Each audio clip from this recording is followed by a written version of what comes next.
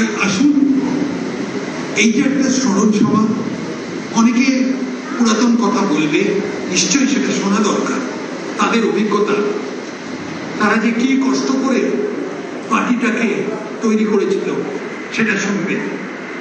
কিন্তু ওটা গল্প হিসেবে দেখবেন না যে খুব সুন্দর গল্প বলে, পুরনো গল্প।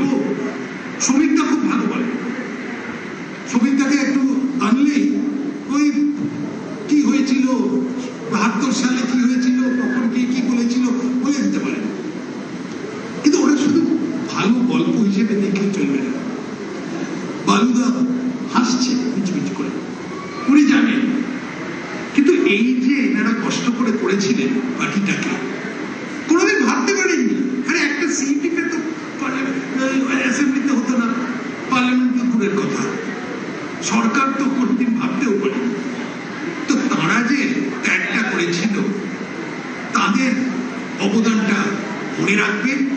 কিন্তু কিভাবে তারা সামনের দিনে পার্টিটাকে গড়ে তুলেছিল। আমরা যে হিন্দু ঐক্য কথা বলছি, হিন্দুরা যে আমাদের বিশ্বাস করছে, সেটা তো জাস্ট বললেই বিশ্বাস করে না, এর একটা ইতিহাসও আছে। সেই ইতিহাসটা কিরম ভাবে তৈরি হয়েছিল, সেই আস্থাটা কিরম ভাবে, সেই বিশ্বাসটা কিরম ভাবে তৈরি হয়েছিল, সেই কথাগুলো এই গল্পগুলোর মধ্যে থেকে বোঝা যাবে। তাই আপনারা শুনুন এদের অভিজ্ঞতাটা। আমরা তো নতুন, এখন একটা নতুন ইনিংস আরম্ভ করেছি। আগামীকালে বিধানসভায় ইউসিসি বিল পেশের কথা, চলছে রাজনীতির তরজাও। ভারতীয় জনতা পার্টি নির্বাচনের আগে আমাদের যে সংকল্পপত্র, যাকে আমরা ভরসাপত্র নাম দিয়েছিলাম, সেখানে আমরা স্পষ্ট করে উল্লেখ করেছিলাম যে ভারতীয় জনতা পার্টি ক্ষমতায় এলে পরে আমরা ইউসিসি লাগু করব, ইউনিফর্ম সিভিল কোড লাগু করব। তো সবাই জনতা আমাদেরকে বসিয়েছে ক্ষমতায়, আমরা যা যা লিখেছিলাম তা আমরা পূরণ করব বলে আমরা এক এক করে সব পূরণ করছি। স্বাভাবিকভাবে ইউসিসিও হবে। এবং ইউসিসির যে বিষয়টি মূলত ভারতবর্ষের সংবিধানের যে মূল যে আত্মা, তার মধ্যেই আছে। সেখানে স্পষ্ট করে বলছে ভারতের সংবিধান জাতি ধর্ম বর্ণ নির্বিশেষে সকল তার যে অধিবাসী অর্থাৎ সিটিজেন, তাদের প্রতি সমান আচরণ করবে। তো সেটাই হচ্ছে। এক দেশ এক আইন, ওয়ান পিপল ওয়ান ল, ওয়ান নেশন ওয়ান ল। এটা নিয়েই আমরা চিরকাল, আমরা ভারতীয় জনতা পার্টি, এটা আমাদের সব ম্যানিফেস্টোতে ছিল। সেটারই একটা আংশিক রিফ্লেকশন পশ্চিমবঙ্গে আসছে। আর বিস্তারিতভাবে এর যে কোনো প্রভিশনে কি কি আছে, কোনটা বিতর্কিত আর কোনটা নামকাওয়াস্তে বিতর্কিত, সেগুলো দেখা যাবে সেদিন। হিন্দু ধর্মের অনেক শাখা প্রশাখা আছে, অনেক জনগোষ্ঠী আছেন, নানা ধরনের বিষয় রয়েছে, অন্যান্য ধর্মেরও বিভিন্ন বিষয় আছে। আমরা চাই যেটাই হোক সেটা সব ধর্মকে একটা মর্যাদা দিয়ে একটা ঐকমত্যের ভিত্তিতে, খুব তাড়াহুড়ো করে খুব স্পর্শকাতর কোনো বিষয়ে মানুষের মধ্যে একটা ঐকমত্য তৈরি করার চেষ্টা বা মানুষের মতামত গ্রহণ ছাড়া চাপিয়ে দিলে সেটা কিন্তু একটা কাউন্টার প্রোডাক্টিভ বা কাউন্টার রিয়াক্টিভ যেন কোনো কিছু না হয়।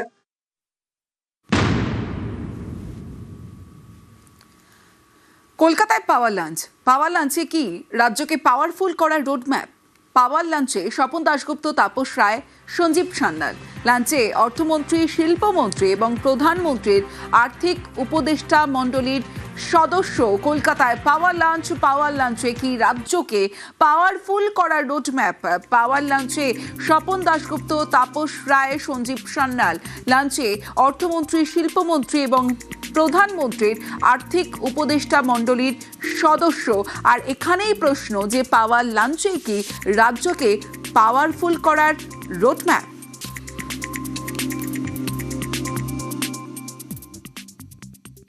ছবিটা, এটা অনেকটা অর্থ, অনেক কিছু অর্থ এই ছবিটা ক্যারি করে। যে পশ্চিমবঙ্গের অর্থমন্ত্রী, পশ্চিমবঙ্গের শিল্পমন্ত্রী এবং প্রধানমন্ত্রীর যিনি অর্থনৈতিক উপদেষ্টা মণ্ডলীর খুব গুরুত্বপূর্ণ যার ভূমিকা রয়েছে, তারা তিনজন দক্ষিণ কলকাতার একটি রেস্তোরাঁতে তারা তিনজন আজকে দুপুরবেলা লাঞ্চ করেন। বাংলার যে অগ্রগতি, যে যা নিয়ে এখন সবাই চিন্তিত এবং কেন্দ্র রাজ্য তারা সবাই একসাথে মিলে যেরকম এই রাস্তাটাকে আগে নিয়ে যেতে চাইছে, দুপুরবেলার এই যে পাওয়ার লাঞ্চ, অর্থাৎ এই যে তাদের একসঙ্গে খাওয়া দাওয়া, তাতে এই বিষয় নিয়ে অবশ্যই আলোচনা হয়েছে, যেটা আমরা জানতে পারছি সূত্রের মারফতে।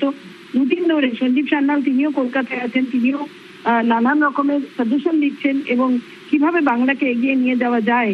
স্বপন দাশগুপ্ত, তাপস রায়, ওনারা তিনজন বেশ কয়েকবার তাদের মধ্যে বৈঠক হয়েছে। আর এই ছবি কিন্তু পশ্চিমবঙ্গের মানুষের জন্য একটা খুব পজিটিভ বার্তা দিচ্ছে, আর তাই এটা পাওয়ার লাঞ্চের থেকে কিছু অংশে কম নয়। শুভেন্দু, শ্রমিক, সুকান্তর ক্লাসরুমে বিধায়করা এমএলএদের আচরণবিধি ও কার্যপদ্ধতি শেখালেন নেতারা। বিধায়কদের কথা কম কাজ বেশির বার্তা।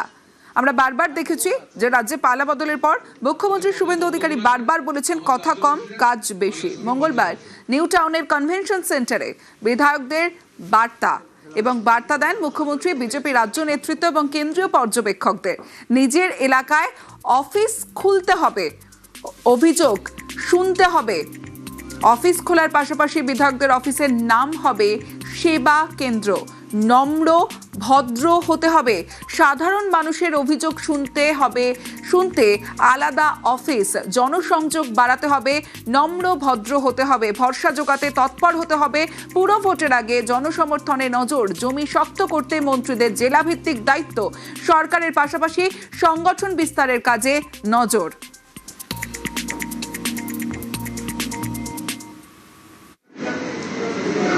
তাই আসুন, এই যে একটা স্মরণ সভা, অনেকে পুরাতন কথা বলবে, নিশ্চয়ই সেটা শোনা দরকার। তাদের অভিজ্ঞতা, তারা যে কি কষ্ট করে পার্টিটাকে তৈরি করেছিল সেটা শুনবেন। কিন্তু ওটা গল্প হিসেবে দেখবেন না যে খুব সুন্দর গল্প বলে, পুরনো গল্প। শ্রমিকদা খুব ভালো বলে।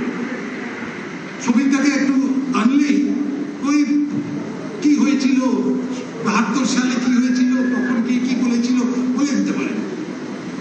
কিন্তু ওরা শুধু ভালো গল্প হিসেবে দেখে চলবে না।